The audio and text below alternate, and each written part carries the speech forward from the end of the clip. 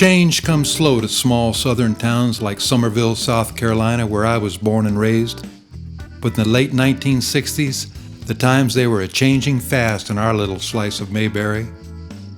There, like in most places across America, we sat in front of our new color TVs and watched the world that was changing too fast for the times. The nightly news broadcast images of unrest across the nation, followed by stories of flower power and love-ins in faraway places like Haight-Ashbury and not so faraway places like Piedmont Park in Atlanta. It was hard to tell if the country was coming apart or coming together.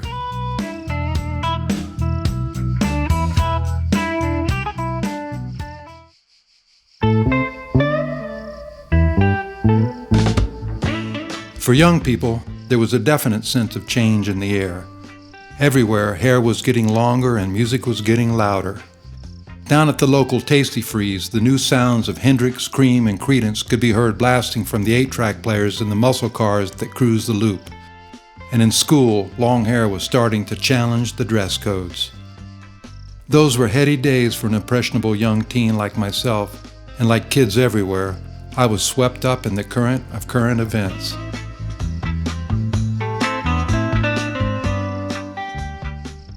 Of course, the elephant in America's living room at the time, and source of much of the nation's angst, was the very real war going on in Vietnam. Our town, like so many other places across the country, had patriotically sent their boys over there, but sadly an increasing number of them weren't coming home. But I was a few years too young to worry about the dreaded draft notice yet, and I couldn't make much sense of it all anyway.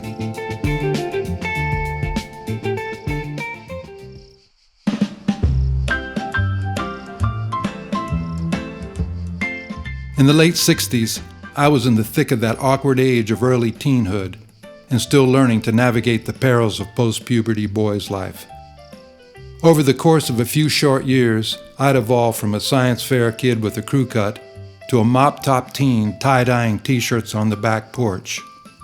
And the most challenging part of the teenage gauntlet lay just ahead, because I was about to partake in that great social experiment called high school.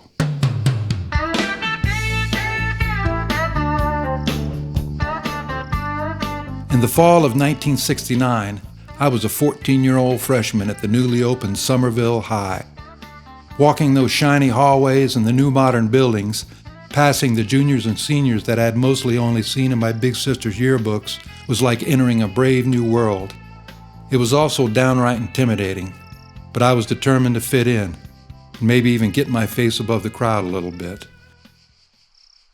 I'd always been a good student with good grades, but by high school, my studies had turned more towards girls, music, and teen trends, mostly in that order. To get girls to notice you at that age, though, you had to be more than just a bright kid. You had to either be a somebody or be cool, and unfortunately, I was neither. Being a shy kid from a working-class family, I was 3 or 4 rungs down on the social ladder and about as cool as a glass of day-old water. I definitely had some branding work to do. So shortly after entering the 9th grade, I began walking around Summerville High with a copy of Tom Wolfe's The Electric Kool-Aid Acid Test in my back pocket, making sure the title was showing, of course. It was a book I could barely get through. The writing was way over my head, and I'd never even been properly buzzed on beer, much less done drugs. But the paperback sure had a cool cover with that psychedelic sugar cube and Peter Max wrapping paper. And what an awesome title. The K in cool really meant something back then. That little stunt only succeeded in making me look even more nerdy than I was. I quickly realized that if I wanted to be cool, I needed to hang out with the cool kids. In Summerville, that meant teens like the Folly Beach Surfers, guys that played in bands, and the college-bound students from the upscale families around town. At the new high school, I noticed that during lunchtime, the in crowd hung out in the breezeway down by the cafeteria. So I gradually started lurking around on the fringes of the group, half hoping I wouldn't be noticed, but desperately hoping that I would. Of course, that group of cool guys and classy young ladies had little use for a gangly ninth grader, hanging around trying to infiltrate their noontime social club. So I was politely but pretty much totally ignored, save for a few get-lost looks from some of the jocksters. However, there was one dude who noticed me lurking and actually tried to bring me into the conversation a few times. It was Wesley Moore, a quick-witted red-headed junior who almost everyone seemed to like, except perhaps a few local rednecks who took his wit the wrong way on occasion. Rusty even gave me a comeback line once. After some snobby kid cut me down about this loud paisley shirt I was wearing, Rusty leaned over and whispered in my ear, "Tell him his belt looks like it's made out of beer can pop-tops." My antagonist was wearing one of those 60s belts made with metal rings. Unfortunately, I totally blew the delivery of the comeback line and just embarrassed myself. It was a pretty pathetic stab at a touche, but I really appreciated the encouragement from Rusty. I only lasted a week or so trying to hang with those hipsters. I was still a mighty green teen and way out of my class. And in Summerville, class was still taken seriously.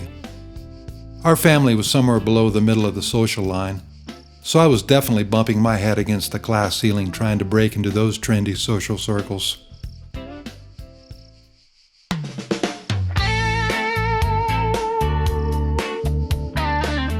Fortunately, cool soon came to our neighborhood when a family with several rambunctious and attractive teenage daughters moved in right across the street. And as you can imagine, it wasn't long before cool dudes were hanging around. Through that scene, my big sister and I soon found our own little tribe of early Summerville heads. Then she met a free-spirited guy, and a few years later, when I'd just turned 17, we followed him out to California, where we hitchhiked, hopped trains, and bummed around for about a year.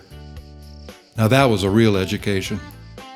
In the early 1970s, the highways were filled with on-the-road youths of every color and class out to look for America.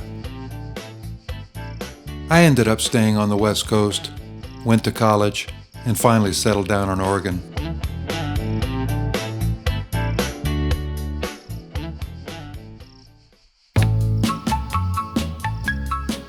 I never lived in Summerville again, but still have fond memories of growing up there. Navigating the perils of the teenage years and high school sticks with us all. And that early attempt at trying to climb my way up the social ladder and falling off always stayed with me for some reason. During that time, I also never got to know Wesley Moore, the kid who threw me a lifeline when I tried to swim with the sharks. He was a few grades above me, and I left Summerville early on. He'd certainly never remembered that insignificant event anyway, but it made an impression on me. When you're young, those little nudges along the way do make a difference. So a shout out to Rusty for the nudge.